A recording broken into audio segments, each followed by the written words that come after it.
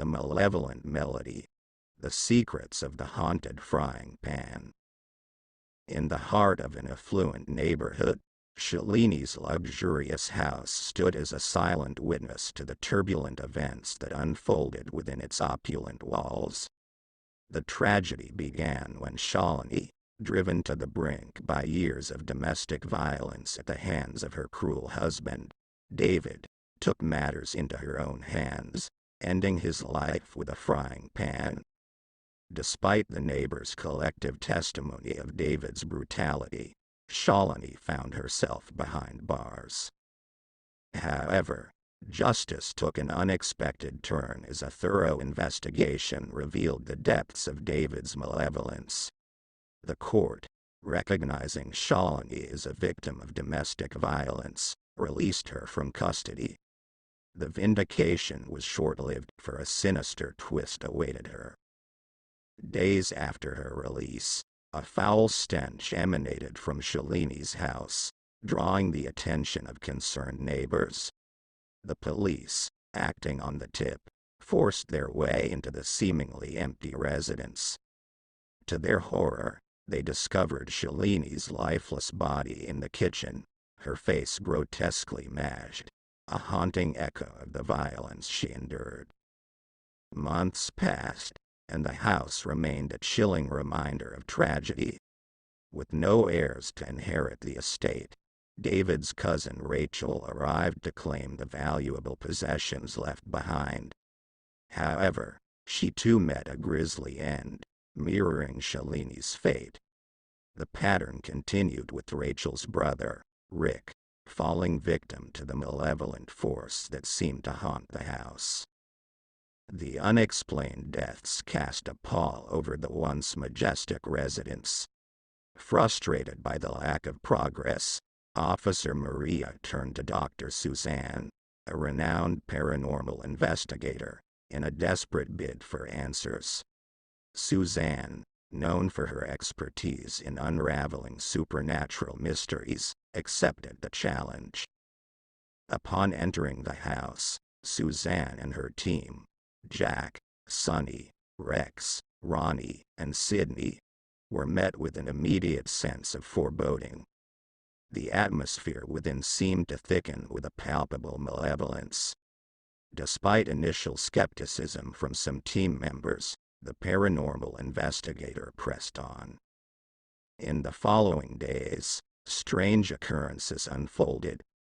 Whispers echoed through empty corridors, shadows danced on the walls, and the kitchen became a focal point for inexplicable phenomena. Rex, initially dismissive of the supernatural, found himself at the center of these eerie events, his skepticism eroding in the face of the unexplainable. Suzanne's investigation took a decisive turn when she focused on the belongings taken from the house. Officer Maria, acting on Suzanne's instructions, returned with the items.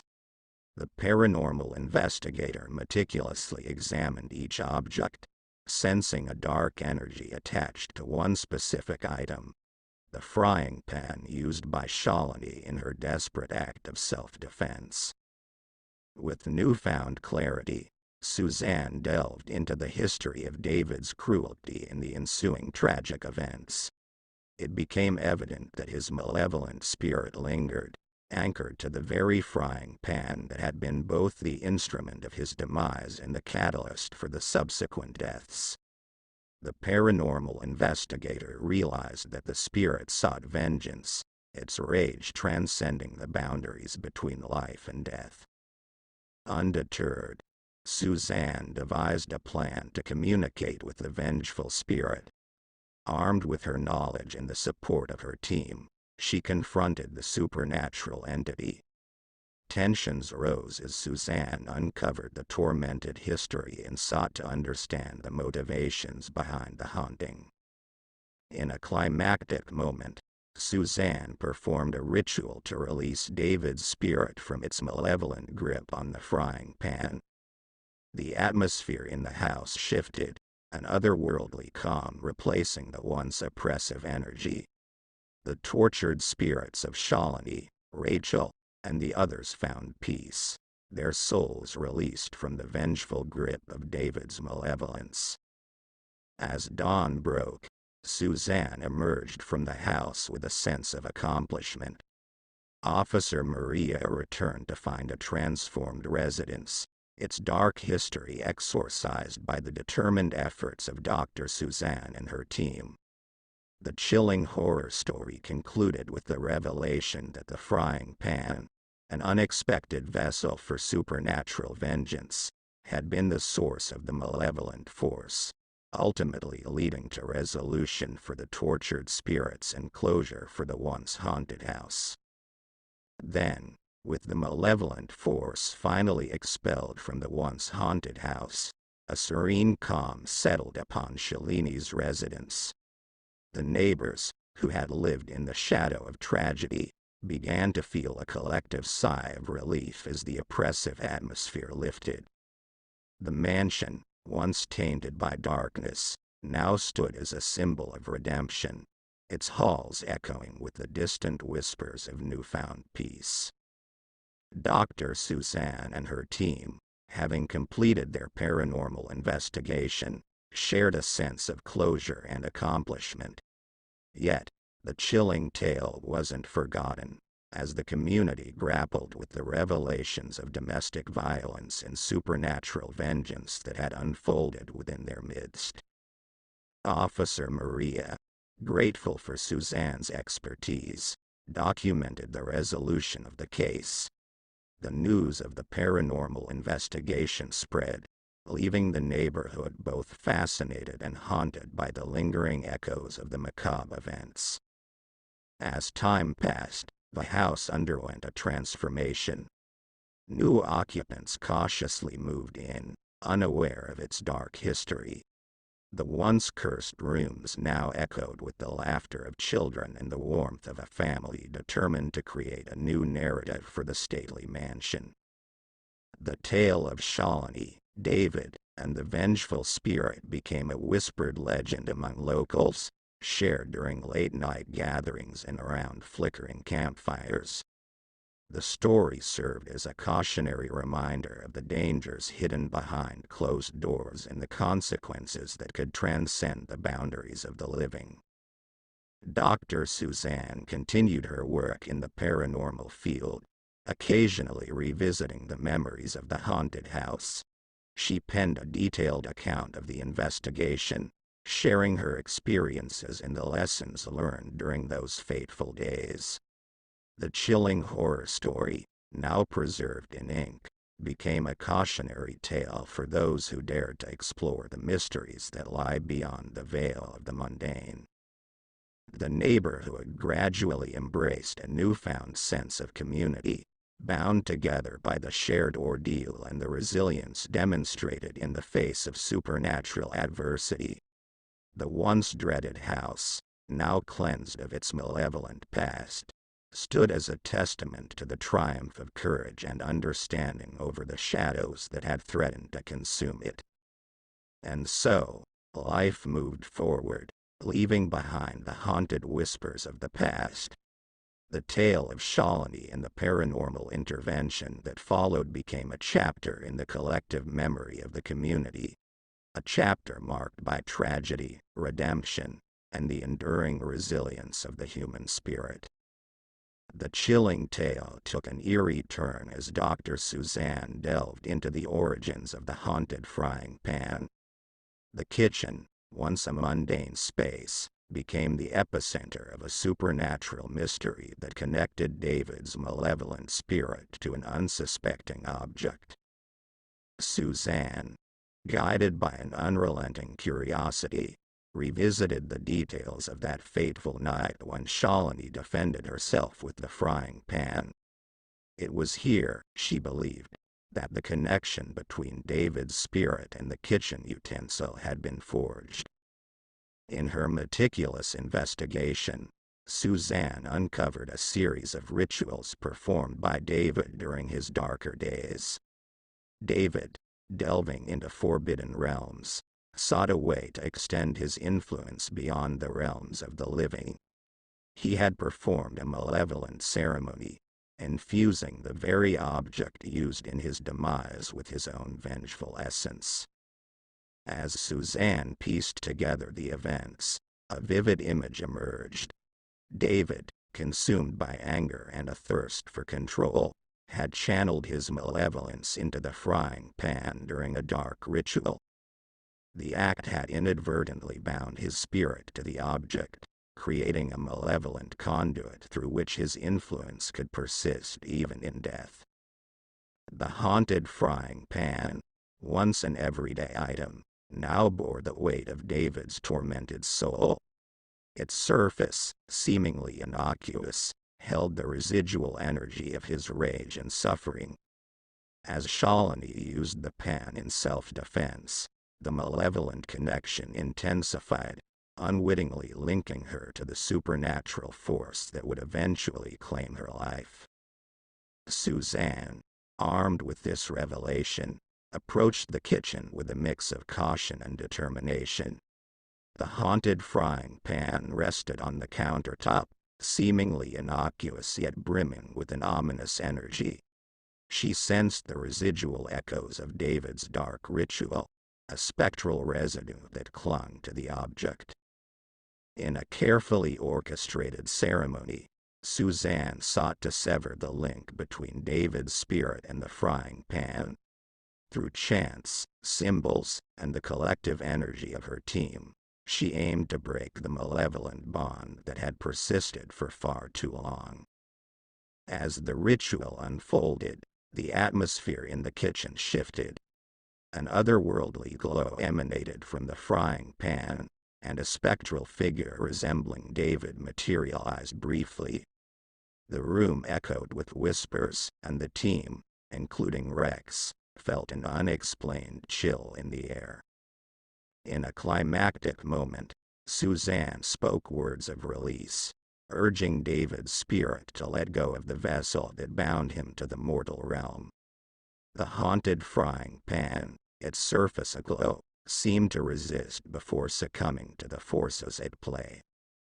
The spectral figure of David wavered, its features contorted in a mix of agony and liberation. As Suzanne concluded the ritual, the malevolent energy surrounding the frying pan dissipated, leaving behind an eerie stillness. The haunted kitchen, once a nexus of supernatural malevolence, now bore witness to the severance of the spectral connection. The frying pan, stripped of its supernatural influence, reverted to a mundane object, devoid of the darkness that had clung to it for so long. Dr. Suzanne, her team, and Officer Maria emerged from the kitchen, the air heavy with the aftermath of their paranormal intervention. The tale of the possessed frying pan had reached its resolution, the malevolent spirit of David released from its spectral prison, and the object returned to a state of normalcy. As the investigators left the house, a newfound peace settled upon the once haunted residence.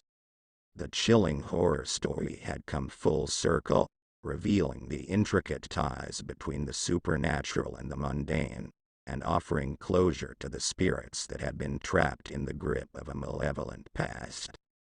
As the investigation unfolded, Dr. Suzanne delved into the tormented past of David, seeking answers that would illuminate the roots of his malevolence.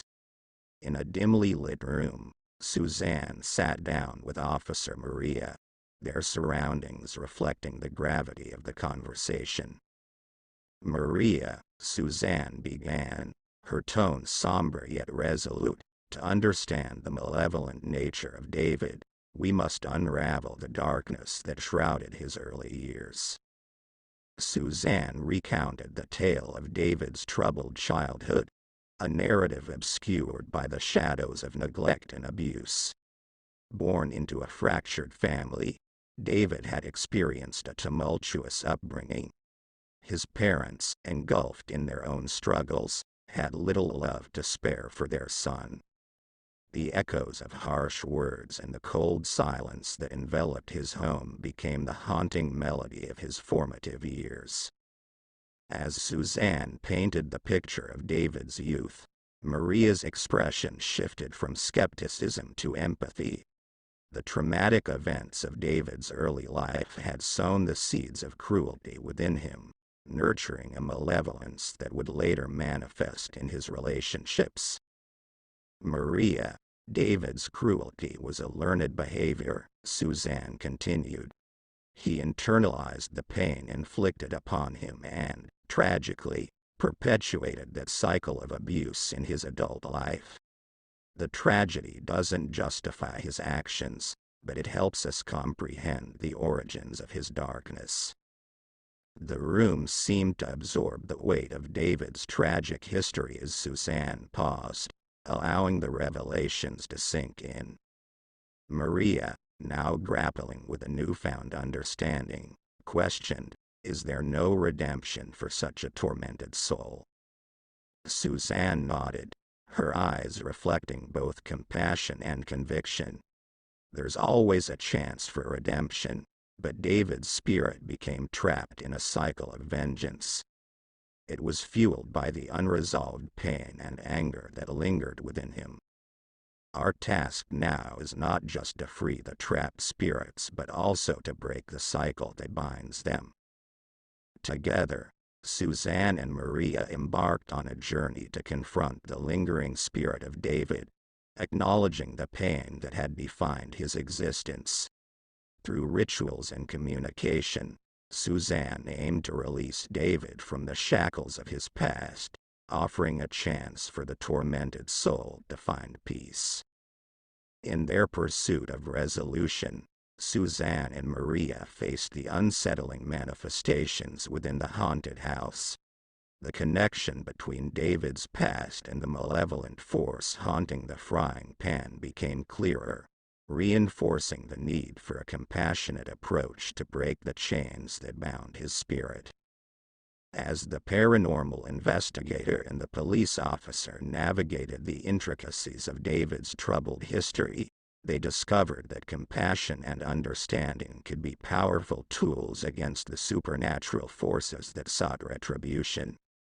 The haunted house, once a symbol of tragedy, became a battleground for redemption, challenging the darkness that had plagued David's soul for far too long. Then, armed with the knowledge of David's tragic past, Dr. Suzanne and Officer Maria intensified their efforts to break the cycle of malevolence that bound his spirit. The paranormal investigator, driven by compassion, devised a plan to communicate with the vengeful entity and guide it towards a path of redemption. In the dimly lit kitchen, where the fatal act had unfolded, Suzanne gathered her team and Officer Maria for a pivotal confrontation. The air seemed to thicken with an otherworldly tension as Suzanne spoke words of empathy and understanding, addressing David's lingering spirit. "David," she uttered, her voice resonating through the haunted space, "I know the pain you carried from your youth. The cruelty inflicted upon you shaped the darkness within, but it doesn't have to define your eternity." As Suzanne spoke, the atmosphere shifted. Ephemeral whispers filled the air, and a subtle change rippled through the room. The team, including Rex, who had been plagued by visions, now stood witness to a spectral presence that hovered in the shadows. Officer Maria, once a skeptic, watched with a mix of trepidation and hope. Suzanne continued, her words reaching out to the tortured soul that clung to the frying pan, the vessel of his anger and suffering. "You have the power to break free, David," Suzanne urged. "Release the grip on this world, and find the peace that eluded you in life." A spectral figure, resembling David in his younger years, manifested before them. The room resonated with an ethereal energy as the spirit grappled with the torment of its own creation. Suzanne, sensing the internal struggle, extended a metaphorical hand of understanding. "Your victims suffered, but you suffered too," She spoke, her words a bridge between the living and the afterlife. Let go of the anger, and allow yourself the chance for redemption. As the moments stretched, the haunted kitchen witnessed a profound transformation. The spectral figure, once contorted by rage, began to dissipate, its ethereal form gradually fading into the surrounding energy. The air, thick with the weight of the past, now seemed to release its grip. The team, including Rex, felt a collective release, as if a heavy burden had been lifted. Officer Maria, witnessing the supernatural spectacle, couldn't help but be moved by the cathartic encounter. The house, once a nexus of tragedy, now radiated a serene calm. In the aftermath, Suzanne and her team, along with Officer Maria, emerged from the house with a sense of closure. The paranormal investigator shared a glance with Maria, acknowledging the delicate balance they had struck between justice and compassion. As news of the resolution spread through the community, the once haunted house took on a new identity. Its halls, once tainted by the echoes of violence, now echoed with the whispers of a redeemed spirit. The tragic tale of Shalini, David, and the subsequent vengeful hauntings had come full circle, leaving behind a legacy of understanding, forgiveness, and the possibility of redemption even in the afterlife. Thanks for watching. Like, share, subscribe, and comment below.